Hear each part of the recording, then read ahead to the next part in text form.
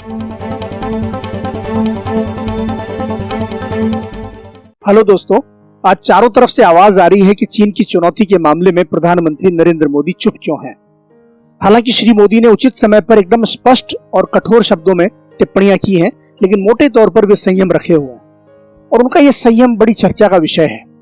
चाहे मुख्य विपक्षी दल कांग्रेस हो, उसके पूर्व अध्यक्ष राहुल गांधी हो, दूसरे विपक्षी दल हो या फिर हमारा मीडिया ही क्यों ना हो, सभी पूछ रहे हैं कि नरेंद्र मोदी चुप्पी क्यों साधे हुए हैं।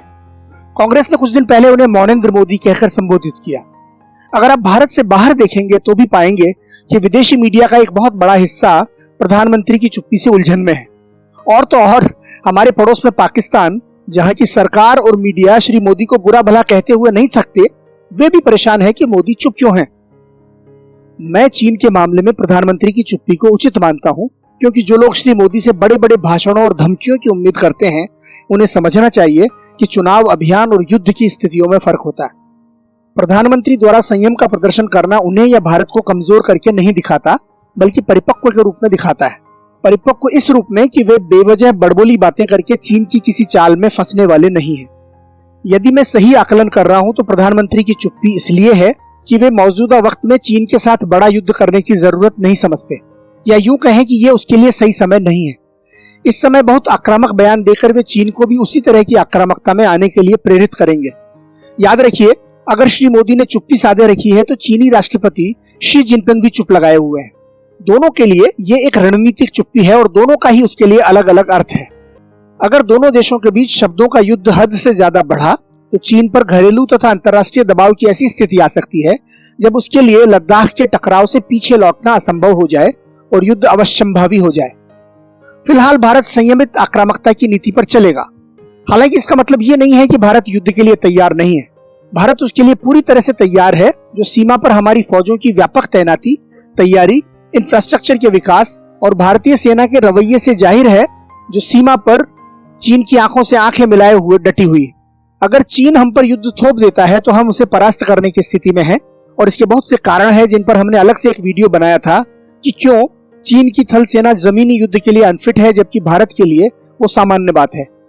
बहरहाल भारत कम से कम अपनी तरफ से ऐसा कुछ नहीं करना चाहता जिससे चीन के साथ उसका कोई बड़ा युद्ध हो, और वो भी मौजूदा कोरोना वायरस के दौर में। वो फिलहाल कुछ साल तक इस स्थिति को टालना चाहेगा, और इसके कुछ ठोस कारण हैं।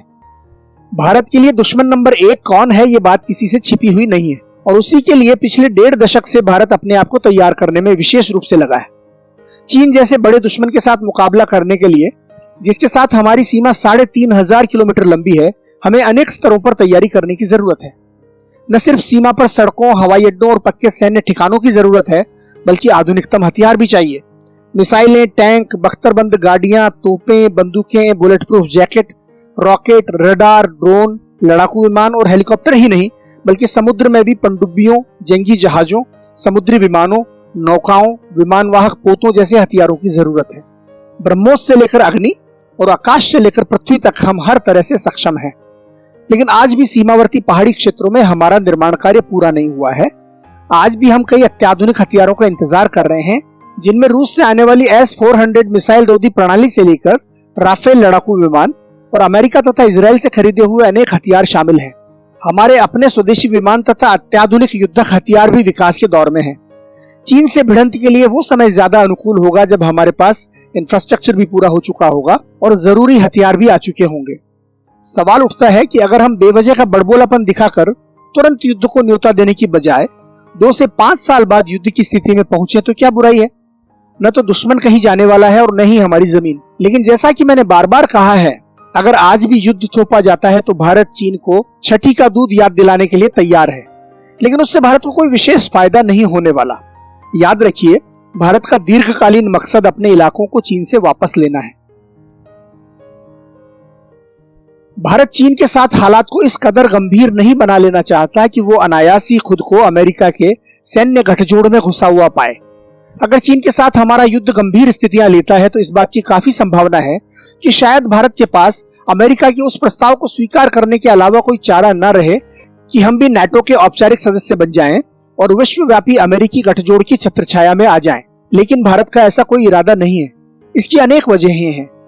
रूस के साथ हमारी पारंपरिक दोस्ती हमारे लिए जितनी महत्वपूर्ण है, उतनी ही महत्वपूर्ण है निर्गुट आंदोलन में हमारी नेतृत्वकारी भूमिका। अमेरिका के साथ जाते ही सारे वैश्विक समीकरण बदल जाते हैं और हम अपने अनेक मित्र देशों के लिए बेवजह दुश्मन बन जाते हैं।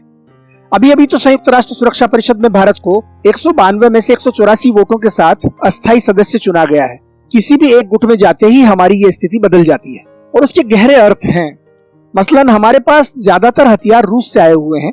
देश की अनगिनत परियोजनाओं में रूस की साझेदारी है, जिनमें ब्रह्मोस भी शामिल है, कुछ परमाणु संयंत्र भी हैं, जंगी जहाज भी हैं और पनडुब्बियां भी है।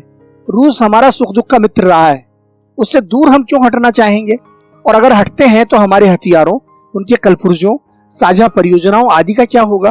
भारत के अमेरिकी खेमे में पूरी तरह से न जाने के पीछे और भी कई कारण हैं, लेकिन उन पर किसी अलग वीडियो में विचार करेंगे। आज पूरी दुनिया के साथ साथ हम कोरोना वायरस के संकट से भी जूझ रहे हैं। उससे देश को उबारना हमारी पहली प्राथमिकता है। चीन के साथ युद्ध में उलझना इस समय कोई प्राथमिकता नहीं हो सकती, क्योंकि भले ही हम चीन को पटखनी देने में कामयाब हो जाएं, लेकिन अगर देश में लाखों लोग कोरोना वायरस की चपेट में आ जाते हैं तो उस मानवीय त्रासदी की कीमत चीन पर विजय से कहीं बड़ी और भयानक होगी।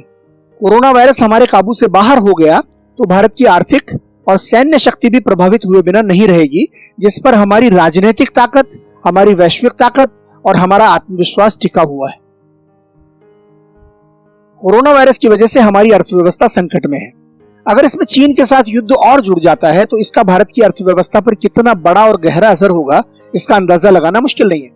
एक तरफ तो हम चीन से निकलने वाली कंपनियों को अपने यहाँ पर आमंत्रित करके अपनी अर्थव्यवस्था को और मजबूत बनाना चाहते हैं, अपने आप को आत्मनिर्भरता के रास्ते पर ले जाना चाहते हैं, भारत को दुनिया की विनिर्माण फैक्ट्री में बदलने की महत्वाकांक्षा लेकर चल रहे हैं। लेकिन दूसरी तरफ अगर युद्ध हो गया तो ये सब संभावनाएं धूमिल हो जाएंगी। बहुत संभव है कि पिछले एक दशक की आर्थिक तरक्की पर पानी फिर जाए। प्रधानमंत्री का लीक से हटकर दिया गया एक बयान एक ही झटके में शेयर बाजार को धराशायी कर सकता है, तो चीन में हमारी कंपनियों द्वारा किए गए निवेश को मिट्टी में मिला सकता है। भारत आज भी बहुत सी चीजों के लिए चीन पर निर्भर है, खासकर उपकरणों और कलपुर्जों के मामले में। आप एकदम से सब कुछ फ्रीज नहीं कर सकते, धीरे धीरे ही आपको चीन पर अपनी निर्भरता घटानी है। अगर चीन से संपर्क पूरी तरह टूट जाता है तो हमारे लिए भी इसके घातक प्रभाव हो सकते हैं।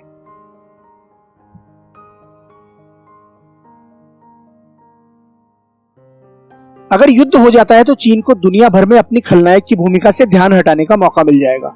अगर वो सीमा पर जरा भी लाभ उठाने में कामयाब हो जाता है तो चीनी राष्ट्रपति शी जिनपिंग को अपने देश में जिस राजनीतिक चुनौती का सामना करना पड़ रहा है वो खत्म हो जाएगी, क्योंकि चीनी जनता सब कुछ भूलकर युद्ध के गीत गाने लगेगी।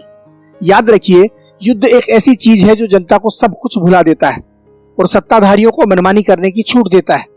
तब भूखे पेट अपनी भूख को भूल जाते हैं और देश की जय जयकार करने में जुट जाते हैं। आखिर हम क्यों चाहेंगे कि चीन और उसके राष्ट्रपति के सामने पैदा हुए संकट को समाप्त करने की वजह हमारा देश भारत बने? आज चीन ने हमारे पड़ोस में जिस तरह से छोटे देशों को अपने कर्ज, अनुदान, बेल्ट एंड रोड इनिशिएटिव और वायदों के जाल में फंसा रखा है, उसकी वजह से हमारे लिए कूटनीतिक चुनौती बढ़ गई है। पाकिस्तान और नेपाल को देखते हुए तो साफ है कि कूटनीतिक ही नहीं बल्कि सैनिक चुनौती भी बढ़ी हुई है।